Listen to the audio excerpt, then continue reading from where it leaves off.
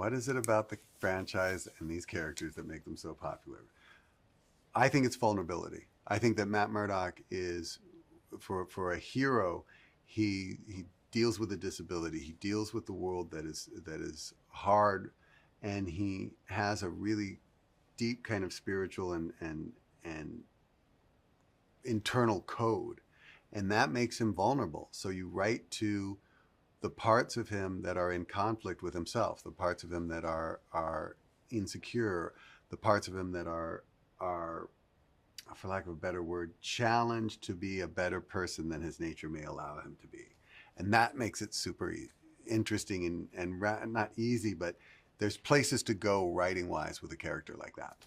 You know, the elements from the old show that we felt like were really important to include were really, it was about the characters themselves and what the core principles of them are. And, you know, Matt constantly being a tortured and complicated individual, and Fisk being someone who constantly wants and wants more, and his affection and love for Vanessa being really a guiding force for him. And then, of course, having, you know, the character interactions with Karen and Foggy, but also understanding that there are a lot of dynamics that Matt and Fisk have had with other characters that they constantly influence in the same way that they influence them, and having them in the show, having new characters in the show was, I think, a really good sort of testament to that fact. So we have some new players that I think are going to challenge our characters in some fun and exciting ways. Who is Matt Murdock and how did he become Daredevil? Well, who is Matt Murdock is the big question. I mean, isn't that that is the question that we've all been wrestling with since the moment, since he came onto the page in 1964 and since he came onto the screen with the earlier show. In this iteration, in this version, Matt Murdock is the person we saw at the end of the Netflix show 7-8 years later. He's whole and happy and in a place of kind of, for lack of a better word, as close as he gets to peace. And then rapidly that's torn apart and he has to once again kind of rise from the wreckage. And that's the joy of Daredevil for me. He is that character who takes the punch and gets back up, to use all the boxing metaphors. But yeah, you hate to see him get hit, but you love to watch him come back. What is Wilson Fisk taking on in the new series? Well, I think this is a whole new adventure for him. Adventure is such a soft word for Wilson, actually. Campaign. I know.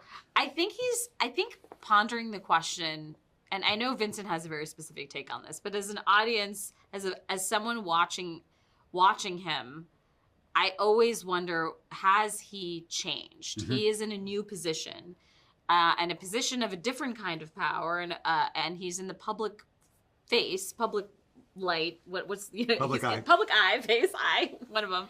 He's in the public eye now in a way that he hadn't been before. He was hiding in the shadows and making moves, and now he has to do it publicly. So for me, I don't know. Sometimes I want to believe that he's changed. Yes, I do.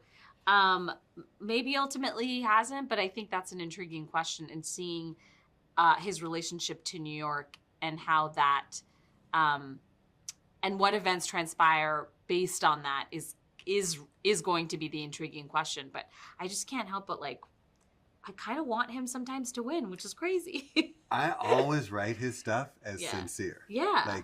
As if and that's the cool thing about Vincent. You write it straight. He's not a liar. No, he's telling you what he wants and who he is. Yeah. Well, I think Charlie and Vincent have been doing this for a very, very long time. They know these characters better than anyone. And the smart thing for us is to listen to them and kind of let them roll.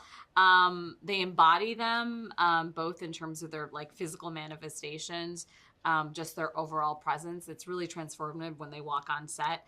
I love seeing, there's one moment where Charlie, when we do action sequences, we have our stunt doubles, but when Charlie comes on, I just always know it's Charlie in the mask. It's hard to tell, but I know when it is because he just has a polish and a swagger to the way that he does his fight choreography. And there's one move he did in the opening. It was just so cool. He just stomped his like legs and screamed, and it was just so awesome that I feel for me as a fan, it's just really awesome to see these characters come alive through these amazing actors. Yes, Matt has a new love interest in Heather Glenn, played by Margarita Laviva, and it's a new place for Matt. I think that this is like, for lack of a better word, this is a grown-up relationship, and he's trying to be. It's that same struggle. He's trying to be the best man he can and be the best person he can in this relationship, and part of the fun is watching that fall apart, for lack of a better word, is watching the struggles he has to maintain a normal relationship, and it just going 8 different kinds of sideways. So, and a credit to Margarita Laviva. I do that over and over again, and she's gonna get mad at me. A credit to her for kind of creating this really, really interesting character that is carried along by events that she's really trying hard to wrap her head around, until she gets to a moment where it's like, no more shall. She draws a line in the sand, I think. You know what? First of all, what I love about Marvel in general is that New York is a major character, especially in the comics. And for Daredevil fans, people know that New York and Hell's Kitchen are a big part of his story. It was so awesome to shoot here, to shoot in the streets of New York. We got to shoot in Hell's Kitchen. We shot actually across the street from my old apartment building, which was a crazy and weird feeling. Just like the places I used to go to were right there, and then you see, Charlie, you see Matt, Karen, and Foggy walking around. It was very surreal. So it was nice to have that backdrop, and to make people know that this is a grounded and gritty, but a New York that you recognize. The people live. And the people were real. You should talk about the docu-series. So there's a thing that we did to kind of bring the streets of New York into our story, where 2 friends of our directors, Justin there, and they have people, Cass and Sean, who are documentary filmmakers, and they did these interstitials that are like as far away from establishing shots as you could ever get. It's people and places that just feel like real New York. They don't feel like movie New York. And we threaded that, for lack of a better word, vibe throughout the entire season. So you feel that this is not a New York that was shot on a backlot, or not a New York that was kind of crafted in Toronto. This is New York, and the people in it are New Yorkers. Oh, yeah. and that's important.